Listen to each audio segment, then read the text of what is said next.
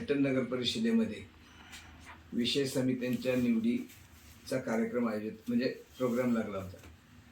त्यानुसार सकाळी party meeting झाली आणि त्यानुसार पुढे प्रक्रिया पार पडली. मात्र ही निवडणूक प्रक्रिया पार पडत असताना जाणीवपूर्वकरित्या निवडून आलेल्या सदस्यांना अपमानित करण्याची भूमिका काही जणांनी घेतली आहे. कारण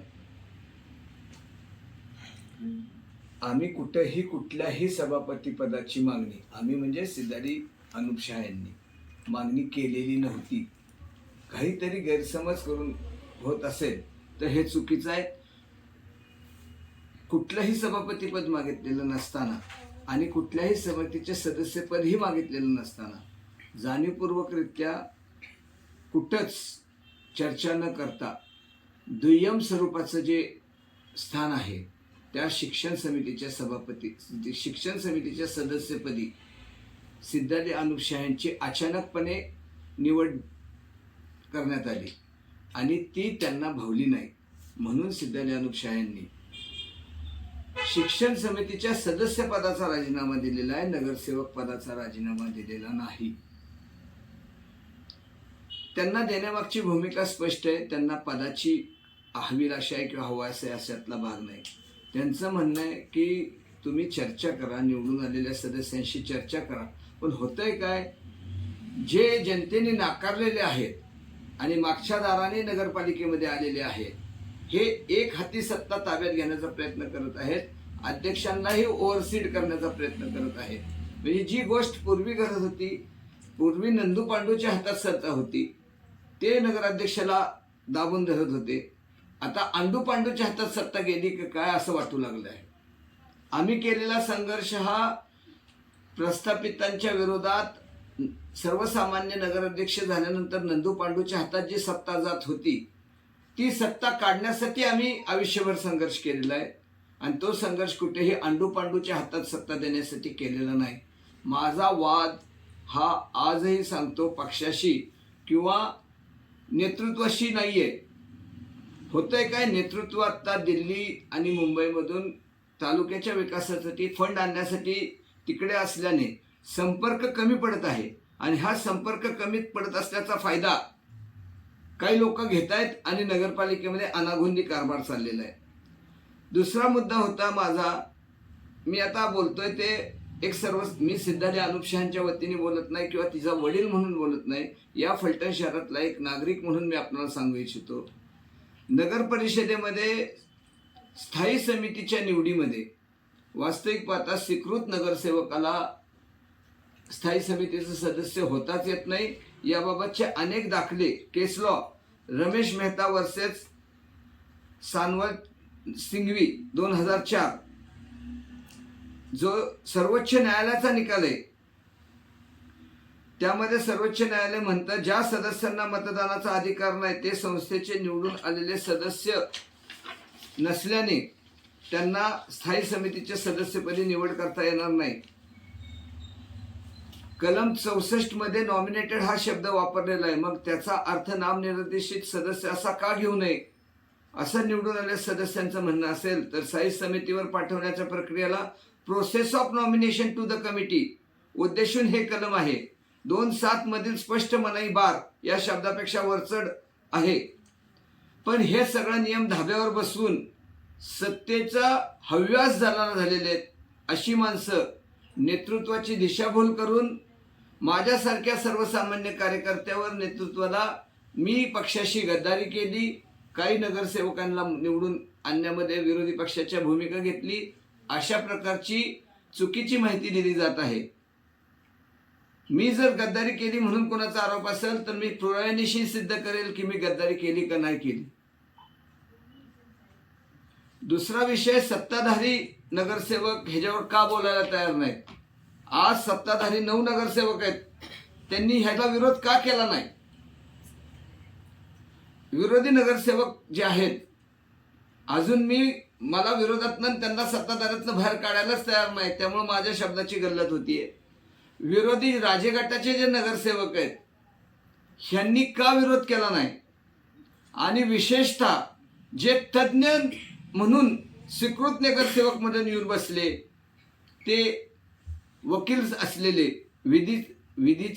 विधितज्ञ श्रीमंत अनिकेत राजे नाईक निंबाळकर यांनी ह्या गोष्टीला का विरोध केला नाही, त्यांना का घेतलं होतं, तर तिथलं कायद्याने कारभार व्हावा म्हणून त्यांची निवड झाली ना त्या विभागातनं. पण ते नेहमीप्रमाणे गैरहजर.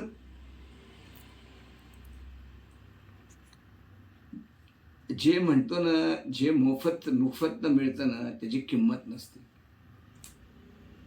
ह्यांना कष्टच नाहीत ना, अनायसा नगरसेवक पद मिळालेले. सर्वसामान्य कुटुंबातनं जर जन्माला आलेल्या माणसाला स्वीकृत केलं असतं, 2 मतांनी पडणाऱ्या दीपक कुंभार सारख्या माणसाला स्वीकृत केलं असतं, पण तो ओबीसी, त्याला कसं करणार? ओबीसी असल्यामुळे त्याच्यावर अन्याय. आमची फिरोजबाई भगवानांची कन्या होती, त्यांना जरी स्वीकृत केलं असतं तर आवाज उठवला गेला असता. गटनेते, तिन्ही गटनेते एकमेकाशी गटून आहेत का काय, अशी माझी भूमिका आहे. सत्ताधारीतले 2 विरोधातला 1 गटनेता, हे तिघे गटून आहेत का? ह्यांना अनुभव आहे, ह्यांनी का मागणीमध्ये हे म्हणलेलं नाही? हे म्हणताना माझी भूमिका का अशी आहे, तर ह्या गोष्टीला विरोध करायला तयार नाही. तिसरीकडं जी नवीन समिती स्थापन केली, मागासवर्गीय दुर्बल घटक समिती नव्याने स्थापन केली, ही समिती कुणासाठी केली, तर मागासवर्गीय समाजाला न्याय मिळावा, त्यांची कामं व्हावी म्हणून. आणि ह्या समितीवर अध्यक्ष कोण केला, सभापती कोण केलं, तर दलित इतर समाजाच्या व्यक्तीला केलं. त्या माझ्या भगिनी आहेत, सुपर्णाताईंना माझा विरोध नाही, त्या माझ्या भगिनी आहेत, पण त्यांनी सुद्धा हे पद अडवायला नाही पाहिजे होतं. त्यांनी मोठ्या मनाने सांगायला पाहिजे होतं, हे मला येत नाही तर मला देऊ नका. पण भूमिका अशी की त्यांनाही सांगितलं नव्हतं की त्यांना समितीचं सभापती करणार आहे. त्यांना समितीचं सभापती केलं. ते दलित इतरमधनं येतात, त्या दलित समाजाला प्रतिनिधित्व करत नाहीत. मग त्यांना त्या समितीचं सभापती का केलं? ह्या मूळ मुद्दा असा आहे की सगळ्या ठिकाणी चुकीच्या गोष्टी करून हम करे सो कायदा. आम्ही राजेशाही संपवून आम्ही काही इथं ठोकशाही आणायला बसलेलो नाही. राजेशाही संपली पाहिजे होती, म्हणजे डिक्टेटरशिप आली नाही पाहिजे होती, हुकुमशाही नको होती यायला. राजेशाही संपवायचं म्हणजे हुकुमशाही आणायचं नव्हते आम्हाला लोकशाही आणायची होती, आणि ती आणली जावी म्हणूनचा हा संघर्ष आहे. हा संघर्ष कुणा व्यक्तीविरुद्ध, नेतृत्वाविरुद्ध नाही, मी पक्षाविरुद्ध नाही. मी आजही सांगतो, मी भाजपमध्येच आहे, मी रणजितदादाच्या नेतृत्वाखालीच काम करतोय. पण रणजितदादांपर्यंत माझी गोष्टी जाण्यासाठी किंवा घेण्यासाठी मध्ये अनेक अडथळे निर्माण होत आहेत. त्यांच्यामध्ये आणि माझ्यामध्ये संवादच निर्माण होऊन दिला जात नाही. मी सकाळपासून आज दादांना सांगण्यासाठी हा प्रयत्न केलेला आहे. मी अनेकदा फोन झालेत, पण दादा आज बहुतेक दिल्लीला आहेत किंवा मुंबईला आहेत, त्यामुळे माझा आणि त्यांचा संपर्क होऊ शकलेला नाही. मी मेसेजही टाकलेला आहे. जर कार्यकर्त्याचा संपर्कच नाही झाला नेतृत्वाशी, तर कार्यकर्त्यांनी काय करायचं? सर्वसामान्य कार्यकर्ता निश्चितपणे हे सहन करेल, पण माझ्यासारखा कार्यकर्ता ज्यांनी 30-30 वर्ष संघर्ष केला, केसेस लढल्या, केसेस अंगावर घेतल्या, माझ्यावर तलवारीचे वार सहन केले, माझ्या गाड्या फोडल्या, माझ्या घरावर बॉटल बॉम्ब फेकला गेला, हे सगळं सहन केलं. ज्या वेळेस नेतृत्वावर प्रश्न निर्माण झाला, आगवण्यांचा असो नाहीतर डॉक्टर आत्महत्येचा प्रकरणातला असो, अनुप शाहने खिंड लढवली होती का लढवलीच होती हे सर्वांना माहिती आहे. आम्ही हे करण्यासाठी केलं की अन्याय होतं म्हणून त्याच्या विरोधात गेलो. आता तुम्ही जर अन्याय करत असाल तर आम्हाला काहीतरी भूमिका घ्यावी लागणार. ह्या भूमिकेतनं ही भूमिका घेतलेली आहे. नगरपालिकेमध्ये सर्वसामान्यांसाठी कामं झाली पाहिजे, जातीवाद नाही झाला पाहिजे, ही आमची भूमिका आहे.